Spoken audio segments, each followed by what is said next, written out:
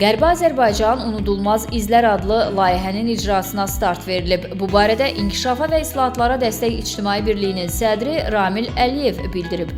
Layihə qeyri-hökumət təşkilatlarına Dövlət Dəstəyi Agentliyinin maliyyə dəstəyi ilə həyata keçirilir.